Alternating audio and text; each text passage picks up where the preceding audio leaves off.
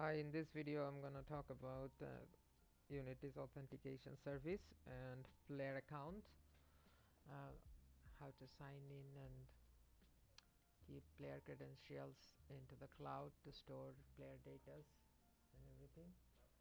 This is the documentation. I've already did this thing before in my Cosmos project. This is the YouTube video where I've said and showed how I made everything. But here what I've done is I created a separate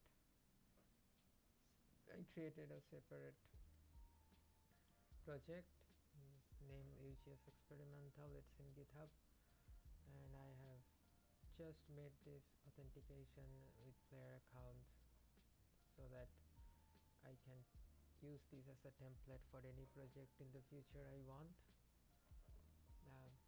Link will be in the comments or below in the description. So let's start it. So when the game starts, as usual, we click to sign in with Unity Player, and so this is how we sign in, and then we continue to with Google. I take a Google account and I try to sign in. When it's done, I close the window, and here I can see that my account is signed in, and it's also linked with the Unity's player account. And this is the automatic generated name. Let's change the name to ys1, or what we call it, ys main or ys first. Let's call this and save. So this account has a player name of ys first, and now let's sign out from this account. Suppose I wanna use another account, or someone else will use another account from the same PC. So they will sign in with Unity Player, they will go to Unity's player account, they will use their Google, and suppose this is their another email ID which they're using, and when they log in with it, close the window, and then they will get their own account created, and they have different name. My name was ys main, right? Yeah, this is their name now. So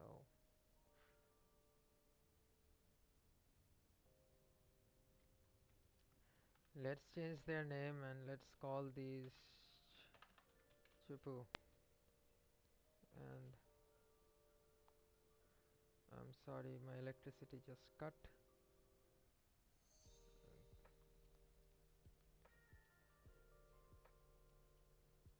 But anyway, let's continue. So if I click to save, you can see that the player name is saved successfully. And now if we sign out from here, and let's sign in again, and this time we suppose I am back in this PC, so I will be logging in with mine, so I must see my own name that I given before. If I close the window and then I go here, after the sign in, here we can see ys first. This is the tagline that gets generated. We don't need to care of it, but we are definitely sure that this is the account we already created before. And if we sign out from here, and then if we go to sign in again, and this time with the second one, the account that has name of Chupu, then we'll see that the name Chupu will be there. Let's try it out, and after the login done, yeah, we can see there is Chupu, right? Now let's think of this like we don't want this account to be linked with this player account. I said, so this games account, I don't want it to be linked with the player account of that ys2 Gmail ID. So what I will do, I will click to unlink, and when I unlinked it, so this will no longer be called Chupu. So and if I now signed out, it's gone. So that one is entirely gone. If I now click again with the Google, I'll see that if I go here, we won't see the name Chupu anymore, because this is now a new account. The old one is lost as we unlinked it. So if we go back, after the sign in. Here you go, it's gone. So what if we do unlink and then sign out.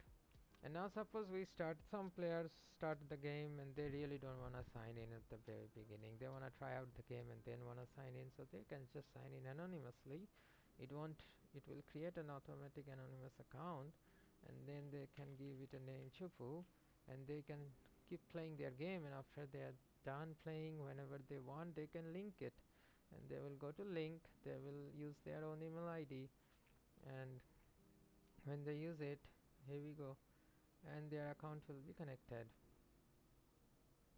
So this is a very basic way of creating authentications, and yeah, it's linked. And now after the link is successful, if they sign out, and once they sign out, if they want to sign in again, if they go to their next time, whenever they want to play, they go back, and there they will re-sign in, and they will see that, yeah, the name is there, that means that's that account. Thanks for watching. This is the all, and these are the three facades I have. This is actually a facade that will take care of the internal Unity's authentication API, and this is a player account facade that will take care of Unity's internal player account API. And just this is a simple UI helper that will call this facade, and this facade will do its work, and if it needs something from player account, it will ask it.